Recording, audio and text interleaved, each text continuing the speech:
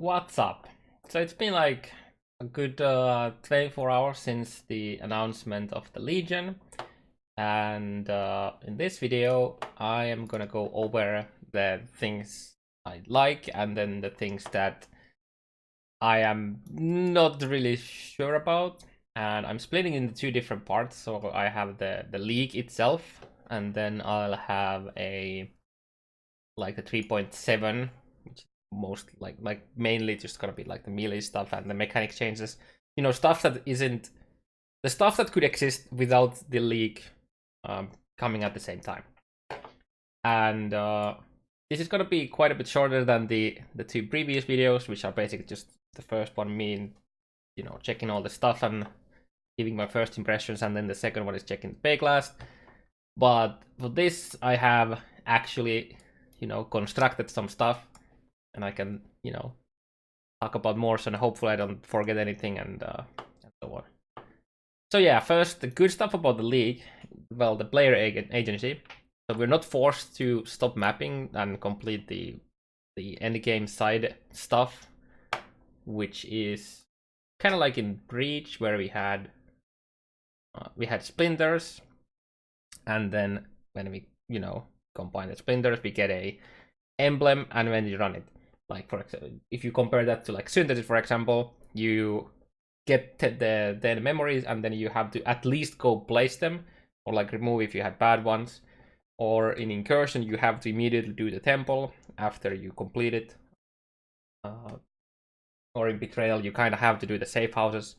Well, you did safe house blocking in actual Betrayal, but right now, when you get a safe house, it's most of the time, you should just do it. So yeah, that's really nice. So we can just keep mapping, and then eventually, when we want to, we'll do the emblems.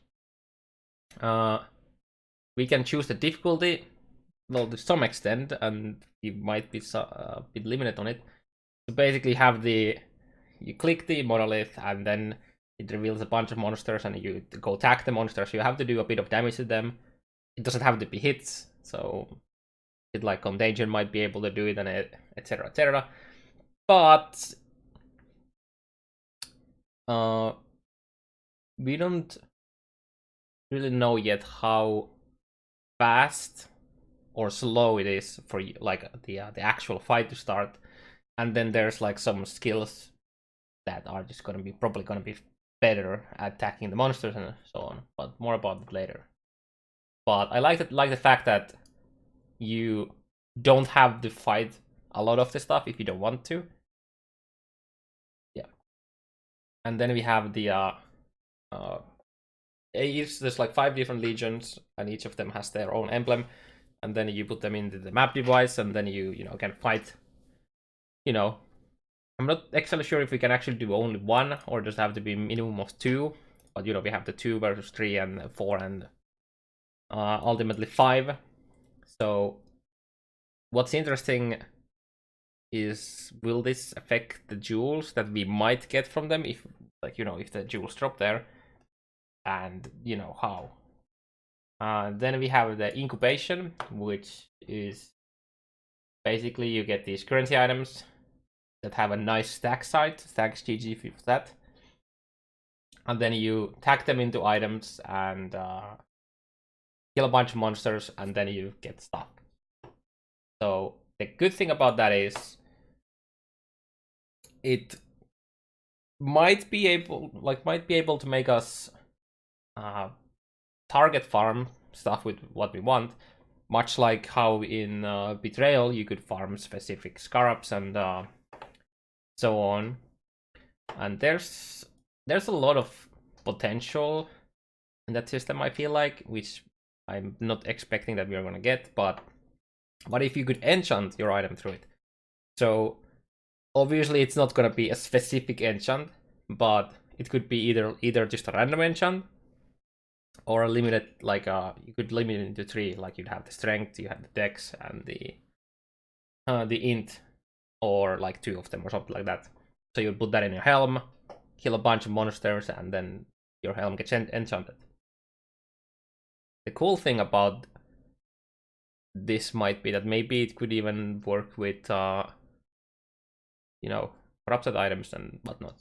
And then what about prophecies for farming specific masters? So again, this goes to target farming. So what if incubating specific prophecies only gave that? I guess it's kind of a bit too specific, but being able to get, like, for example, Jan prophecies through the incubation or something like that. Totally not expecting it, but it could be something kind of cool. How about crafting your items? I'm not sure why there's G here, but yeah. What about Exile? Like, you slap on the incubator in an item that you want a new model, or you want to divine or something like that, and then after a while it divines it or exalts it. So you know, what about just dropping the items, but like the currency items themselves?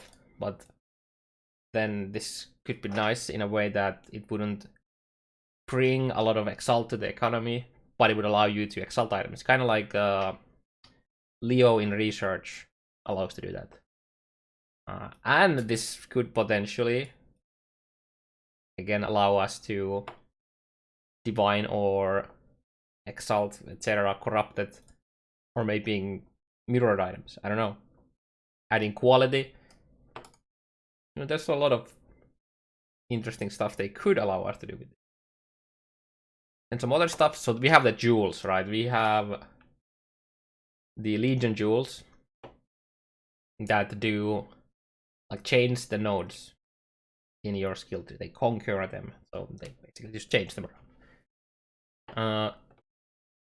Well, it could potentially change how we path / make out or build. Not entirely, but to some extent. Like, this is a lot of skill points you have, like nodes in the skill tree you have here. They modify keystones. I'm not sure if they're swapping them around or actually making a complete new ones. I mean, both could be an option and both sound cool. Then I think there's two different ways they could work. And well, the first one is the number, which is the, I think in the Thiggy video he said about the flavor text, but I'm pretty sure the flavor text, which is they believe themselves the pinnacle of civilization, bada bada bada, is probably not gonna change, and it's the number. You have the battle in the blood of 5,173 sacrificed in the name of Doriani. So the first guess is, okay, there's 4 numbers. There are 4 different types of nodes in the skill tree. So we have the basic nodes, like these small ones. We have notables. We have keystones. And then finally, we have jewel slots. Now, at the moment, there isn't anything that changes how jewel slots work or what the jewels give us, like the modifiers on the jewels give us. But that might very well be it. So this could be anywhere from 10, like you'd have from, you know, like 0 to 9, so that's 10 different modifiers in each of them. Obviously, it doesn't necessarily have to be, but that could be a way it works, and that would allow us to, I feel like, quite easily eventually identify how they work, and it would give us a lot of options on how they work, or like what the interaction is. There's a lot of different possible outcomes like that. Then the other option is the certain, you like pass certain thresholds of mob skill, and then that goes from like the jewel A. So you know you have less than 1,000 kills, you get jewel A. Somewhere between 1 to 1,500, you go jewel B, and etc. etc. And that comes from the idea that it like has the number of how many monsters were sacrificed, so basically how many mobs you killed. And this would kind of go with the idea that these jewels drop in the emblems. You know, when we go into the emblems, and that would mean that I'm assuming that when you combine multiple emblems, you're gonna get more monsters, which means that you would get into higher tiers of the jewels. So that could like potentially make it us so we can kind of decide what jewels we're hunting for. Obviously, there's still gonna be a randomness of how many monsters eventually spawn. But I personally kind of like the first option more, where you just have, you know, basically random outcome, and then you have just a bunch of them. So this could potentially lead into some insane jewels, and then some jewels that just like completely fuck over your skill tree, which would be kind of hilarious. Yeah. Then obviously, quote unquote useless uniques being buffed, and you know, some new uniques coming out. It's always nice. Then about stuff that I'm not so sure about in the league itself, and that is the AOE skills and like open big maps ruling the league. Because if the map itself is like super open, that means that there's more room for monsters to spawn. And from the videos that we've seen, and it's actually rolling on the bottom right here, you see a decent amount of density whenever they are opened. And then when it comes to the AoE skills, I mean,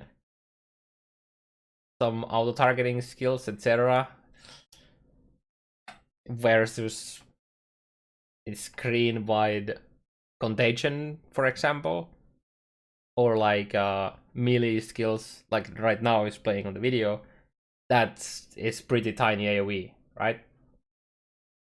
And from there, we actually go to the feel, so the time between clicking the monolith and actually fighting the monsters. So the time it takes from you to first initiate the monolith into actually fighting them seems extremely slow. Like, it takes a long time for what POE is right now. Maybe we need a like start the fight now button, like when you just go attack the few monsters that you want and then you start the fight. I don't know, but they really need to get that right, otherwise it's gonna be really annoying to play. Like, the mechanics just, it's not gonna feel good if it takes a long time to do. Like, remember Stromboxes when they used, before they changed how the monster spawning in waves, or I don't, it's not, that's not the wording, but it used to take like a half a year for you clicking the Strombox to the last monster spawning from the Strombox. It just took a long time. And then, well, how does stacking of the certain skills work? So you need to remove a certain amount of health from them, just like from the tag, and so you don't actually have to hit just to do damage. So that's nice for like dot skills and, you know, hit like that doesn't actually hit. How is this gonna work with something like Winter Orb, minions, and totems? Like, imagine your zombies. I mean, you know, them just keeping on hitting the one target, and then you have to manually change it into another, and so on and so on. So not only you're waiting a long time to get the fight started, it's actually, for some builds, potentially extremely hard to even attack the monsters to begin with that you want. So that could become really frustrating. And how about brands? Do you have to recast the brand, or will the brand move to the next target after the seal or whatever is broken, so that the monster is stacked for the actual fight? Splinters not dropping in stacks. In the videos, in the Ziggy video, for example, all the splinters were dropping a single. And that's something that people don't seem to enjoy a lot. Like, think about Perandus coins. Like, people actually hide like singular Perandus coins, so they just pick the bigger stacks. That's because they have the option to do so. If I remember during Breach, it was, after a while, it got really, not necessarily annoying, but just a chore to go around, run around and pick every single splinter, because you really wanted to pick them to actually do the content. But so basically, I would rather have less of the splinters dropping, so that they always drop in, you know, proper stacks, instead of more of them dropping and then you spending a half a year clicking all of them in the ground. And yeah, and then how laggy is the release of the monsters gonna be, right? So in Breach, it opens, and then usually there's like a big chunk of monsters coming immediately, and then it slows down. In this league, you're gonna attack all the monsters, and then they're all gonna start attacking you at once. I just wonder. I really hope that it's not gonna be laggy, but I have my fears about this, especially for something like especially for console players and people who had a lot of issues with Betrayal and the Betrayal lag. And then yeah, so I'm talking about the fundamental issue with the mechanic in how you enjoy it because of the attacking the stuff. So just throwing an idea, you know. What if instead of attacking the mobs to fight, you would tag them to not fight them, and by double clicking, so you first, you know, click the monolith to show the monsters, and then if you want to, you immediately click it again to fight all of the monsters. Now, there's a big risk versus reward here, because if you're not strong enough, you're probably gonna get your ass blasted. And if you have a good build that can manage them, even if it's a build that doesn't have great AoE, if you can handle all of them, you can kill them and get the rewards. Right? Greediness will probably get you slaughtered, and if you're a good build, you can do it. And then if you don't click the second time, and you go and try to not spawn some of the monsters, it would open after a certain while, so there would still be like a tiny bit of risk in trying to avoid some of them. I personally, obviously I haven't played it, so it's really hard to say, and I don't know how fast the fights will start, and they can obviously tune it, but personally, I feel like this would feel better, maybe, in paper at least. Obviously, it's hard to say. Yeah. Then we come to the incubation stuff, and as much as there could be some cool stuff with it, there are definitely potential problems as well. So the first one, if there's no cap on how many incubations we can have, every two-handed non-bow user, you could, if you use a bow, you can use a quiver, right? You are at disadvantage because the two-hand items, so whether it be two-handed axe, sword, mace, or a staff, that means that you lose one slot for the incubation. So instead of 10, which is, if you're dual wielding, having a shield or a bow, you're gonna only have 9. Now, that's not gonna be an issue for something like Facebreaker builds. Your Facebreakers, you can't use a weapon, but you can actually still equip a weapon in your weapon slot, but not use it by snapshotting the stat requirements to be able to use it and then remove the stat requirement. So if you're playing a Facebreaker build, for example, you can use a wand to level gems, but not actually use the wand because your int isn't high enough to actually keep it. That's what a lot of people did with Bringer of Rain. They had like a tabula or something to level 6 gems, even though your body armor wasn't actually giving you anything.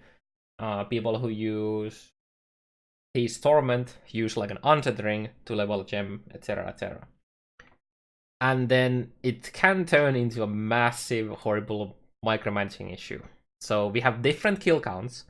Everyone who played in Legacy remembers the annoyance of having different amount of chargers in your league stones. So one had like 3, one had 4, another had 1 or something like that. So you had to constantly check and manage the charges.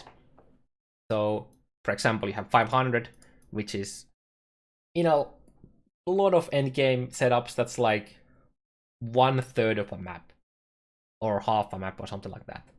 Then you have 1,000 and 5,000. So this is just like, I think we actually saw one of these being here. That's 500 monsters.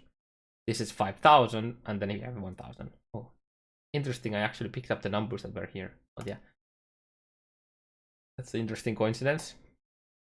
But yeah, that's a big yikes for me. Just managing all of that. So you would have to basically, depending on what you do, of course, it's nice that they have a big stack size. So you could have 100 diviners, incubators in your inventory, and then just constantly put them into your items when they run off. But that could mean that you're potentially adding 10 Diviners incubators, yeah, 3 times a map or something like that. And over a period of weeks and hundreds of maps runs, that's gonna make people mad. I know I'm gonna lose my mind if that's gonna be the case. So I'd rather have a bigger rewards for higher time investment. So for example, make this take 5,000 monsters instead, and then just not necessarily give you 10 times as the loot, like 10 times the loot, but a bit more, so that you don't have to do it all the time. Obviously, you could argue that it's nice that you get rewarded for doing the micromanagement and etc., which we're gonna talk soon about here again. But they just have to get the numbers correct here, I think. So this is just time will tell, I guess. And yeah, the inventory clutter, if you have to carry a lot of them, this is gonna be... But yeah, so basically, these two contribute to me saying, please add a cap of, I don't know, 3 to 5 or something like that. Because that means that there's... I mean, we don't know how many different types there are, but I would assume there's gonna be like 20 or something like that. So by adding a cap, you make it so that you don't have to manage as many item slots, and then there's no issue of having a you don't have the disadvantage of playing a two-handed weapon. I mean, I guess they could also allow you to add 2 into two-handed non-bow items, I guess. Could work too, but yeah. And I was talking about how it could be good for Soul Self-Fun, but it's not necessarily even good for that. What if all the quote-unquote useful ones are just gonna be so rare that basically like you were just got lucky and find the item that you wanted the incubator for in to begin with. Obviously, it's probably gonna give you stuff because this is giving you stuff. But yeah, we'll just have to find out.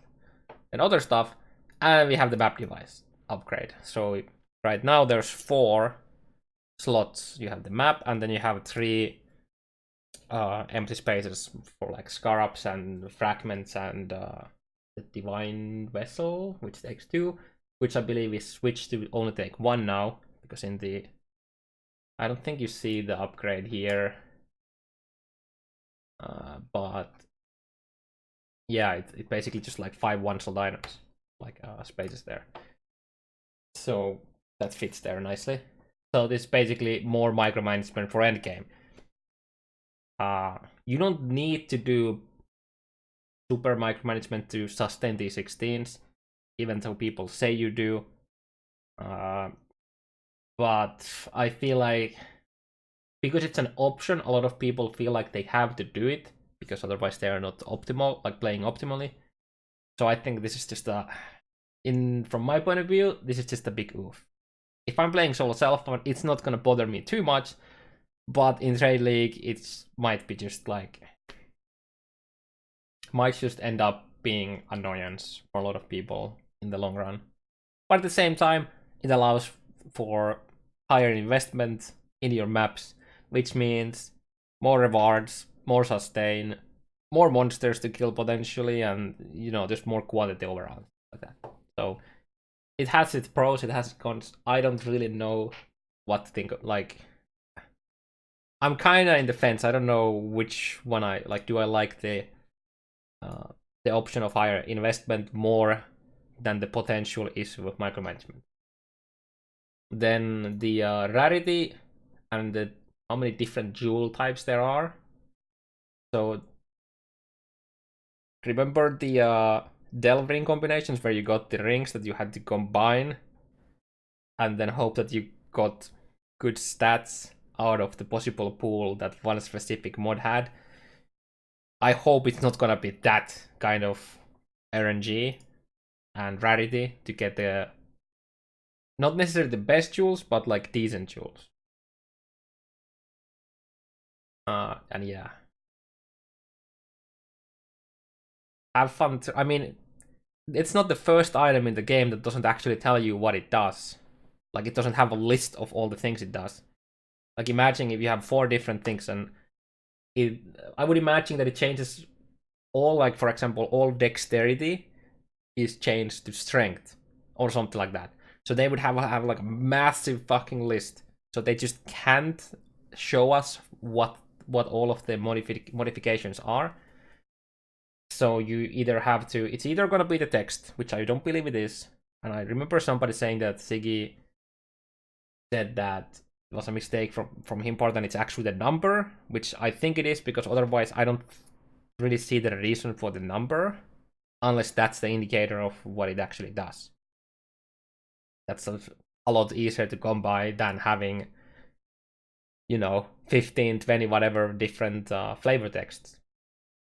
So basically you would have to learn what they do, and that's gonna be a big ass scam city in a trade leagues.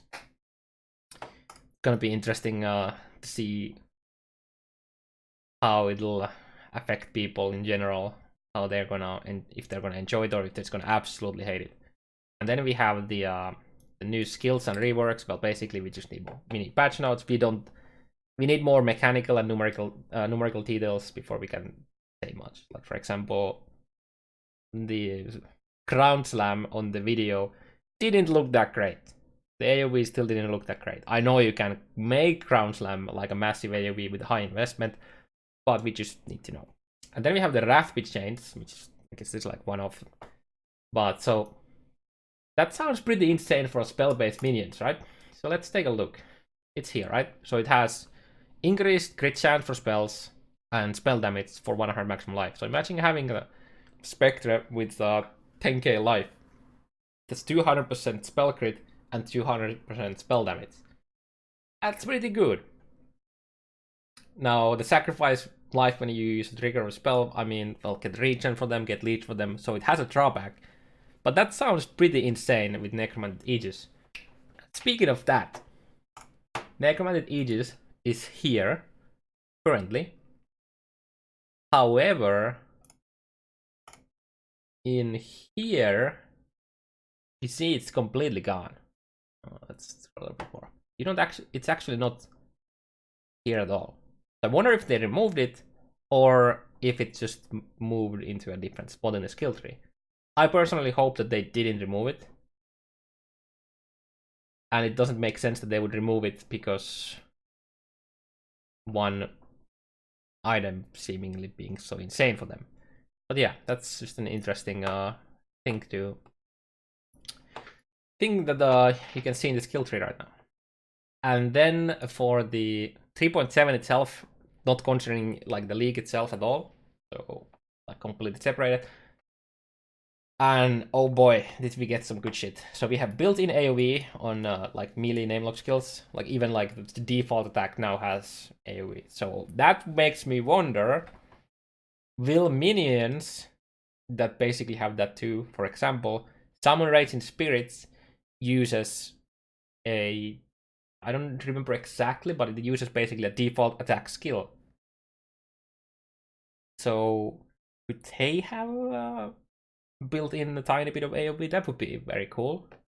That would be a nice buff for SRS. Then we have the actual reactive instant dodge skills that you can use during an animation, and you can't spam them for mobility. Obviously, people are going to use them for mobility whenever they can, especially during leveling and racing, etc. But you can't like have multiple of them because they share the cooldown, I think, something like that. Then no accuracy caps. That's really, really, really nice, and I'm good that we finally got that, which means crit consistency. And then we have better access to accuracy on items. Jonathan said that on the pay class. And if we look at one of the items here, the accuracy here, the 434 accuracy, is higher than the current T1. So yeah, I wonder if that's T1 or not. I guess you could potentially see by checking the website code, but either way, that's nice that we're getting more access to it. And well, jugs, if they go unchanged, undeniable, seems pretty damn nice. Let's just say that. Then we got the animation canceling that I already briefly mentioned here. So this is pretty insane for racing, min-maxing, and then like, you know, early leveling, make like skill ceiling gonna go up tiny bit, even though they kind of built in it in a way that you don't have to worry about it while you're like killing stuff, but it's insane regardless. It allows for better boss fights, because now you're not going to be name locked into something like attacking with like multi-strike or something like that. That means that you don't need to have an absolutely insane attack speed to feel smooth in combat, because you don't need to finish your swing completely, so you can like do damage and cancel the animation, which means that you can get basically like free movement. It doesn't like increase your like DPS, like you can't just, you know, let's say you have a slow attack and you hit a boss and then you cancel the animation after you deal damage and then you would start a new one. I think there's like a slight wait time before you can start the new one, but it gives you a tiny bit of free movement, which allows you to dodge like some like boss attacks, for example. So that's kind of nice. And then the attack skills also have built-in speed modifiers now instead of just like attack speed scaling. So for example, I think Heavy Strike had a 0.85, so that allows them to also give them more damage as well. And then they made a massive change on targeting. So previously the game would check only like north, south, east, and west, but now you also have the ones in between, which means it's gonna be more fluid, and it's you're not gonna get stuck in like doorways and shit like that as easily with something like shield charge, I believe. And this also could potentially mean better pathing for something like freeze pulls, which is pretty damn nice. Remember freeze pulls and doors? Scourge arrow and doors? Oh yeah. Skill queuing. I don't think this is gonna make a massive difference in the grand scheme of things, but that's definitely a nice thing to have. Just good thing. I don't really see a big downside to it, especially with the animation canceling. Then we have the auto name locking. So after you kill an enemy, no need for a spam clicking, or you don't need to release the key and then go for like your mouse button and go for the next target. Just hold it down and then, you know, hover over to the next mob and it just goes onto it. Then we have, well, rage buffs. I mean, it needed to be buffed. Goddamn, finally, Cyclone is a channeling skill. That's gonna make a lot of people are gonna play Cyclone. By the way, Cyclone Trickster. I kind of want to do something with that too, but yeah, we'll just see. That's a good thing. Then stun buffs. That's an interesting topic Jonathan brought up in the Bakelast, is because you're in like fighting the mobs like face to face with melee, with some melee skill at least.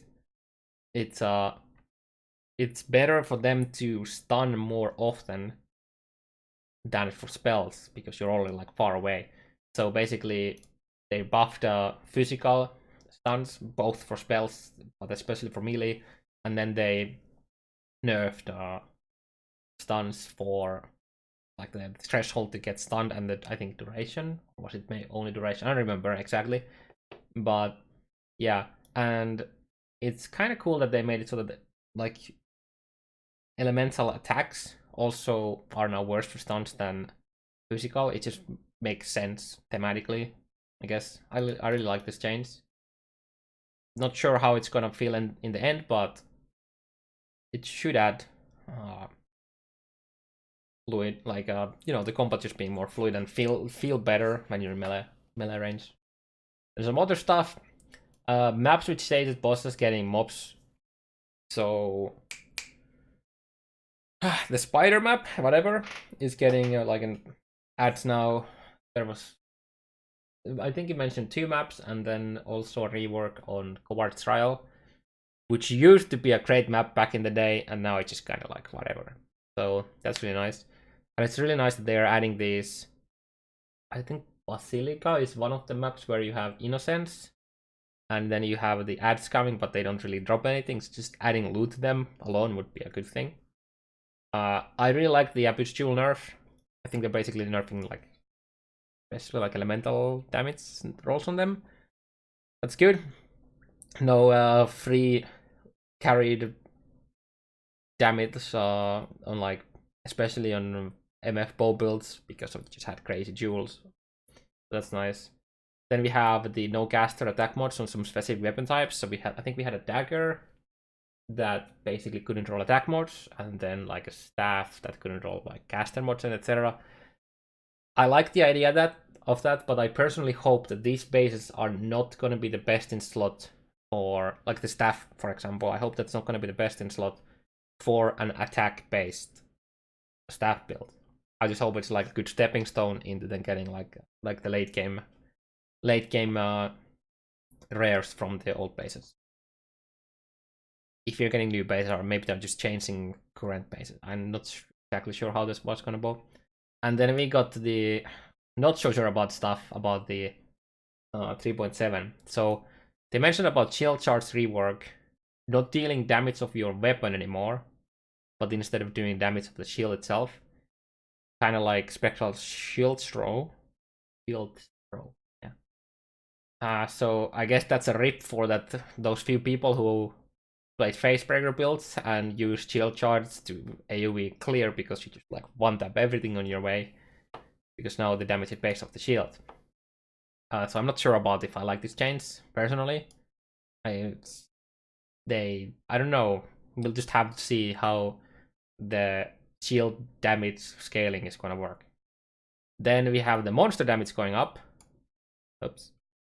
Right, so as a result of making the weapon, like the attack pathing, actually, show the pathing where damage is done, instead of, the animation starts and if you move next, like behind the monster, it still hits you because it was just calculating the distance. Now it's also looking at like your position according, like in comparison to the mob and the hit. So that makes things easier to dodge. And this Jonathan said that meant it felt like everything got a lot easier. So they're buffing monster damage, especially I believe early on. I wonder if this is gonna end up being more one shots off screen in maps and so on, because we don't, or like when there's like so much clutter on the screen that we don't know what the things are doing, so it's harder for us to dodge them, and then because they do more damage, they're just gonna end up killing us even more. Now, and this also means that slow effects on players, temp chains, chill, maim, etc., are gonna be so much more lethal than they are now, because they're increasing the damage. And then we go same with speed modifiers on monsters. So there are a point where you have, like if you do a frenzy fleet map, there are like boss fights that it's almost impossible to dodge their attacks. Now that might not be the case anymore with the instant dodge skills. I hope that's gonna be the case, but this could lead into a like case where we just can't avoid shit. I mean, because you can't avoid it, you're just gonna get hit, and because they do more damage, could be a bad thing, right? But again, I don't remember what Jonathan said about increasing damage in maps, but especially early on, that was the case. And also, you could consider this being a good thing, things being harder. I mean, I always like my ass being wept by something that is not a crash or DC or something like that. So I'm always happy to die to actual like mechanics and just playing badly. That's nice, I guess. But does this mean that we have to learn every monster's attacks animation in order to dodge them properly? I mean, obviously that's kind of nice. We just, we just don't consider every monster a loot pinata and just kind of have to worry about them, maybe. you're still probably gonna kill everything before they do anything, especially if their attacks are slower. So yeah, it's gonna be interesting to see how this turns out. Then, as good as the animation canceling is and sounds on table, that plus not using attack in place for boss fights might be troublesome. So most people, as far as I know, who are playing pretty much anything, like any melee skill, uses attack in place, because the range, the weapon range, like if you want to hit a target, often you would have to go, like, you know, your character would have to move next to it in order to hit it. And the animation canceling with attack in place didn't seem exactly the best thing,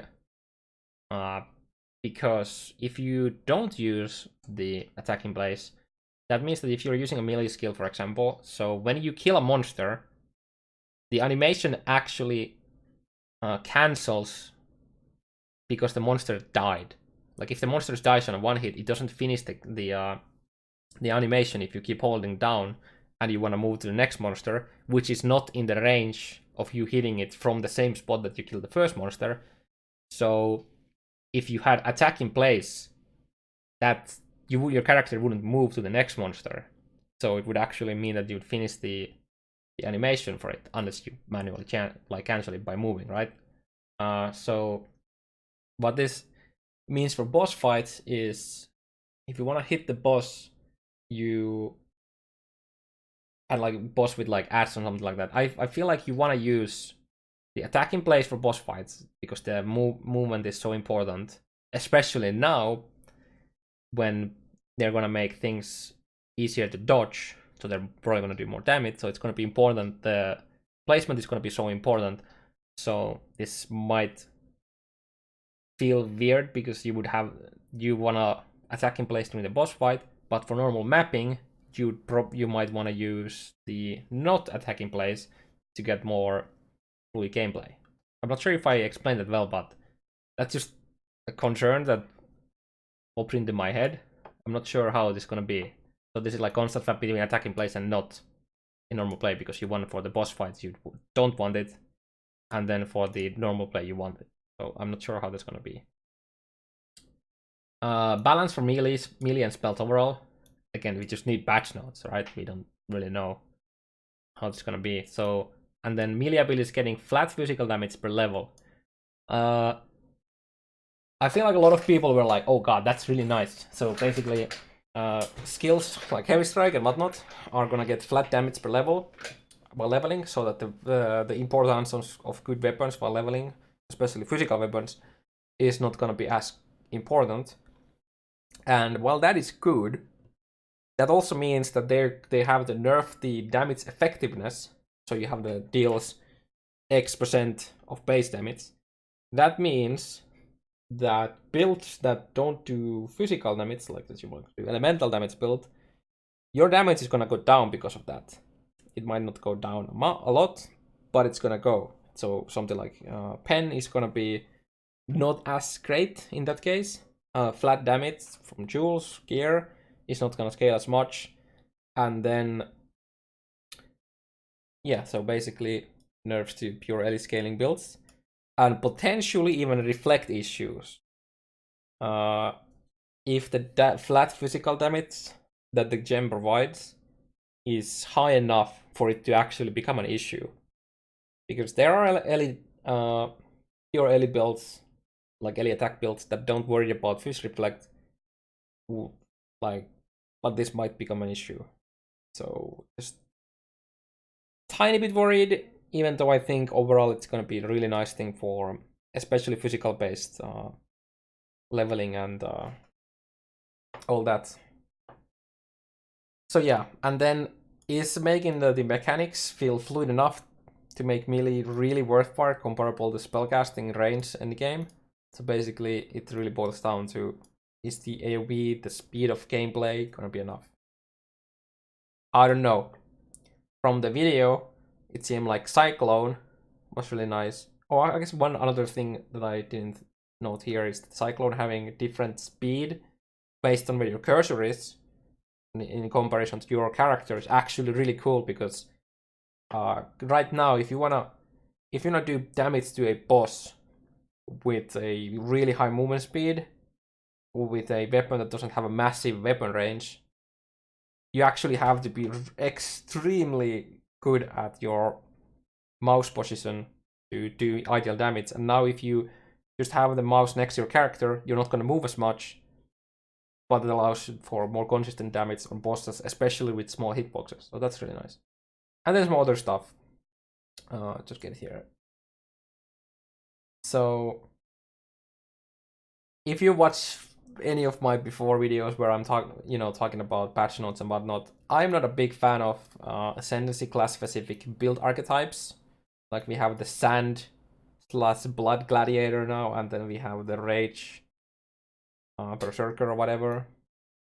I don't know if they were mentioned somewhere here. Yeah, there. Blood and Sand Gladiator, and then we have Rage Berserker, right? And the main reason for this is we have like skill specific Ascendancy nodes, like Blink, Mirror, Cooldown, and Deadeye. You have the Pathfinder, Herald of Agony. While people, you could say that nobody uses Pathfinder, Herald of Agony, so that's not an issue, but that's not really an issue of the node itself. It's an issue where Herald of Agony does such a retarded amount of damage, you can go on full defensive instead. So that's more of an issue with the balance of Herald of Agony than the idea of the skill specific Ascendancy nodes. So yeah, I'm not a huge fan of that. I don't oppose the idea of Ascendancy. I mean the build archetypes, but I don't like the idea of attacking them into the Ascendancy classes personally. Then there was a mention in the Bayclast about item class, or like weapon class specific support gems. Does that mean that we're gonna get unarmed / shield supports? Because now the shield charge and then the spectral throw shield or whatever, spectral shield throw, use the shield damage, right? So that's gonna be interesting. And then the unarmed specific that only works with unarmed. That could be interesting. Then we have the one-handed versus two-handed versus dual wield. Well, we really don't know right now. I'm really sad that there was no mention of POE dual wield. So dual wielding right now in POE is a 10% more attack speed, some block chance, and more attack physical damage with dual wielding. So I'm personally a bit sad that there was no change, or like doesn't seem to be any change to make dual wielding with elemental any better, because basically right now it's just more attack speed. I wish this was just changed more attack damage.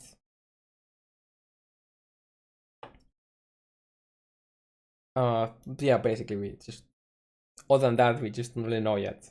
I'm a bit concerned of the two-handed situation. Just have to see the balance if they're gonna buff the bases and etc. And then finally, I'm not sure about what to think about the stances. Basically, we just need to see how they play out and patch notes and shit like that. I like the idea that it changes the skill behavior. So in the I don't think you see it on this specific video. Like, I'm just playing the trailer over and over again. I wonder how tired you are of that already. But it when you in the Gladiator, I mean, I'm not sure if it was a Gladiator, but it was a play where they had the stance going, and it actually changed the icon for the skill whenever the stance changed, which was kind of cool. But I'm not sure what to think about, like how often do you, I mean, I guess it's a really dynamic playstyle that you're constantly switching between like offense and defense, or AoE and single target, whatever the stances end up actually being. But yeah, it could end up being just a cumbersome another micromanagement you want to do, or it just could turn out to be really feels good man playstyle where you switch between the two. Yeah. I'm surprised this is less than a 1 hour video, but yeah, there was a lot to talk about, and I don't think I had too much, just brain thinking moments where I didn't say anything. Yeah, that's pretty much all of the stuff that came into my mind, and some of the shit I saw in other discussion threads and all that, and then just thought about myself and added here with my thoughts. Yeah. Overall, I am worried about the playstyle of the league. I'm excited of the extremely excited of all the mechanical changes, and all the 3.7 itself could carry out the success of this league, even if the league itself ends up not being that great. And I'm worried, yet I guess hopeful of the incubation stuff. Yeah, time will tell, and we need more stuff. We need more information. But that's all I have for today. Hopefully this was enjoyable, and yeah, I'll see you whenever we get some new news.